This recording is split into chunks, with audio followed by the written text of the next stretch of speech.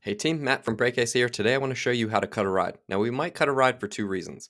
Sometimes we cut a ride because there's a key opportunity at the end, and that's when we stop. Now remember, we're usually just recording the downhill part of the ride, so each downhill gets its own upload to BrakeAce, and to come to a stop at the end of the run, we're usually braking to come to a stop unless you're rolling up a hill. So since you're coming to a stop, that becomes a key opportunity. So we'll try and cut that out. Now you can flag that, and I'll show you how to do that as well. But it's easier just to cut it out, especially if what we're doing is comparing run to run. So if I do this run multiple times, I want to see what my time was for that run. Now, it might take longer for you to say hit record on your phone and put your phone in your pocket, and same when you get it out. So you want to trim the ride to when you started and when you actually stopped, or to a specific landmark. And then what you do is the BrakeAce app updates the time, updates all your braking metrics, and then you can do direct comparisons, which is what I'm going to actually do in the next webinar. This one's all about cutting the ride, so it's really, really easy. This is actually not my ride. This is Cam Cole's ride from a team camp we did last weekend, and I put his ride in my account because I was doing some other stuff for the team.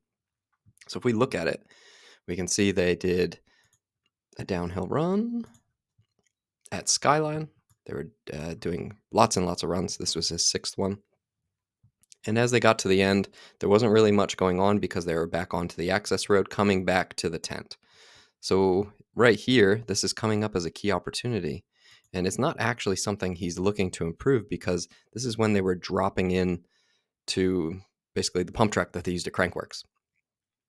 That's not part of the run. And neither is this stopping at the end. So we want to cut that out. So that's real easy to do. And you can do it by landmark. You can, let's say, switch to satellite view, so you know exactly where you are. You can see there's no trails going on there. We're actually done with the trail. So I know I can definitely crop it. For consistency's sake, what I might do is I might cut it at this exact break event. And I also might cut off all the bits where they weren't moving. So that makes the times easier for me to compare. So let's switch back to all break events. I'm pretty happy to use it in dark mode. So let's put it back in dark mode. I've gotten real used to dark mode. Loving it. Give it a second to repopulate the track. You can see here, if we follow the track, I can see where I am on the actual plot. And I know I don't want that break event at all, and I don't want any of this stuff. So GPS is pretty picky. So if you're moving around, it might show that you have some speed.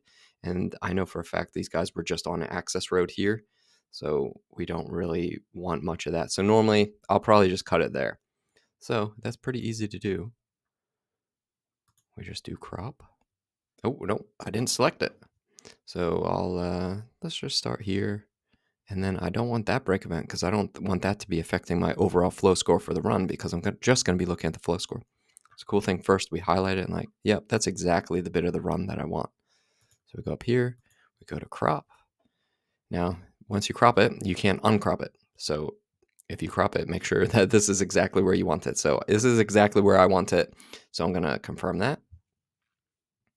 And what it'll do is it'll reprocess all your stats, and you'll get a new time and a new key opportunities and everything like that. So let's give that some time. It's sending it back to the cloud, and it should update as long as I don't disturb anything, as long as I didn't get signed out of my account in the meantime while I was setting up the camera. Oh, cool. So that worked. So this should give us totally new stats.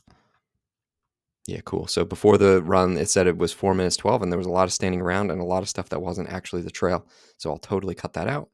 We got an updated flow score, which doesn't include those stops. And we also have updated key opportunities. Ooh, it looks like it put it behind there. That's a little bug there in the UI. So this is actually interesting. We didn't actually look at these key opportunities. I didn't realize they had a key opportunity ahead of this one, but we were mostly focusing. So that's new. That would have been KO4, which you can always do in this. Like, so for example, if I still think this one's a stop and I don't want it there, it's not, but I can just remove it, flag it, and show the third key opportunity, which is way down here. This is definitely their biggest one, key opportunity 1. I'm not super interested in key opportunity 4. So I'll get rid of that one. And there we go. We got their 3 key opportunity. This was their biggest one, and we were comparing that between every run across 3 riders. It was super awesome. Hopefully, we'll get a podcast out talking about that experience working with the team and like helping them with their BrakeAce. Jonna from Suspension Lab helping them set up their suspension. It was an epic team setup day. We really enjoyed it. The team really enjoyed it, and we got a lot out of it. So for you, this is how you can cut your ride. You can also do this on mobile, same way. You would highlight the section with your finger instead of your mouse, and you can crop and save it in exactly the same way. It's a little harder like on mobile because the screen's a lot smaller and the plot is actually smaller. So it's a little harder to get that precision. So I usually wait and do it on the desktop when I get home. That way I'm making sure I'm getting it to the exact same location. So hopefully that helped you, and hopefully that helps you enjoy your BrakeAce more and get more out of your BrakeAce. All right, see you in the next one.